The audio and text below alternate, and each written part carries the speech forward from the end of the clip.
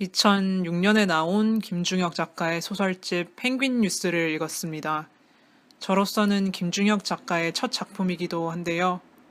전에 작가님이 나온 짤막한 동영상을 유튜브에서 보고 이분이 드립력이 좋은 분이시구나 했는데 소설집에 담긴 8편의 중단편에서도 그런 재기발랄한 면모를 볼 수 있었습니다. 영미권 음악 이야기가 자주 나오는데 이분이 왕년에 음악 좀 들은 라디오 키드가 아니었나 생각해 봅니다. 소설집에는 따스한 이야기도 나오고 알쏭달쏭한 이야기도 나옵니다. 저는 에스키모 여기가 끝이야 라는 이야기가 기억에 남는데요. 주인공의 직업과 취미가 흥미롭고 따스한 정서가 마음에 와닿고 엉뚱한 유머가 좋았습니다. 소설 속 주인공은 아버지를 잃고 최근에는 어머니까지 여의고 갈 바를 알지 못하는 지도 연구원입니다.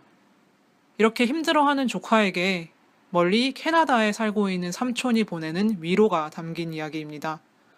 그저 존재하는 것으로도 많은 일을 하는 것이란다 라는 삼촌의 음성이 들리는 것 같았던 이야기가 신비로우면서도 어렵지 않아 좋았습니다. 그리고 마지막 작품인 펭귄 뉴스는 영미 팝에 대한 레퍼런스가 넘쳐나는 중편입니다. 2000년에 이 작품을 발표하면서 김중혁 작가는 등단했다고 합니다. 이 이야기의 배경이 되는 전쟁 중에 있는 디스토피아적인 한국에서 사람들은 무기력한 삶을 살아갑니다. 그리고 비트에 집착을 하는 사람들이 있습니다. 비트를 지켜내려거나 차단하려는 세력이 대체하고 있습니다. 펭귄 뉴스는 비트를 가로막는 모든 것들을 거부하는 운동에서 시작된 뉴스입니다. 듣다 보면 이게 뭔 소린가 싶으시죠? 저도 그랬어요. 여기서 말하는 비트라는 걸 한 단어로 정의하기가 좀 애매합니다. 비트는 리듬도 되고 정보의 조각도 되고 따분함과는 반대되는 강렬함이기도 하고 다양성이기도 합니다. 또한 누군가 가로막는다 해도 결코 그리 쉽게 사라질 수 없는 것이기도 합니다. 또한 주인공은 비트를 나이처럼 점점 익숙해지는 것이라고 알고 있습니다. 다음 나이로 지나가 버리면 다시 익숙해져야 한다고 생각합니다. 이런 걸 종합해서 볼 때 비트는 어떤 혼 같은 걸 말하는 게 아닌가 싶기도 합니다.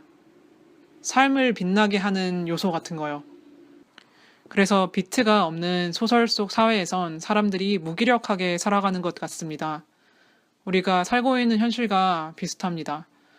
사회에서 일어나고 있는 일들 때문에 또는 나이가 들며 점점 죽음에 가까워지고 있다는 생각 때문에 비트를 잃고 우울감에 젖어들고는 합니다. 그러나 소설은 어떤 희망을 제시합니다.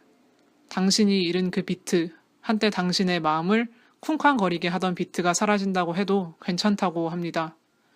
그 비트는 남아서 다른 이들의 마음을 빛나게 할 수도 있으니까요. 사실 제가 맞게 읽은 건지 모르겠어요. 다만 따분하거나 실망스럽게 여겨지는 삶을 살고 있더라도 많은 사람들에겐 가장 빛나던 비트가 막 살아 숨쉬던 시절이 있었고 비록 그 순간이 지금이 아닐지라도 또는 그런 강렬함을 찾아 헤매던 시절이 있었을 거라고. 그리고 생각해보면 지금의 그 별로인 것 같은 삶도 그 비트를 찾던 시절의 연장선이니까 모든 것이 당신의 것이고 삶이니까 그러니까 지금 많이 어렵다고 해도 힘내시라는 이런 소리로 들려왔어요.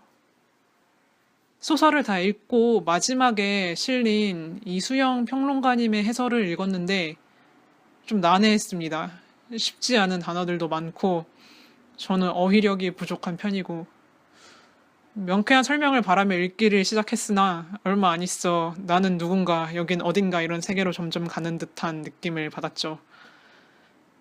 해설을 읽고 나니까 우리가 같은 작품을 읽은 것이 맞나 할 정도로 그러니까 해설은 되게 고급진 반면에 저는 그냥 한글을 읽는 수준이었는지도 모르겠어요. 여튼 펭귄 뉴스는 읽으면서도 막 웃기도 했을 정도로 대화 속에 발화하는 그 따스한 유머가 되게 기억에 남는 그런 재밌는 책이었습니다.